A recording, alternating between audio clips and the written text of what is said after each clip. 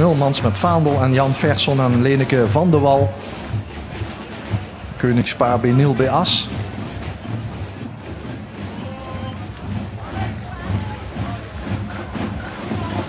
Prachtige uniformen. Ja, eigenlijk zijn dit uniformen in de 18e eeuw en zouden ze eigenlijk oude exercitie moeten lopen, terwijl ze nieuwe exercitie leveren. Maar wij letten erop.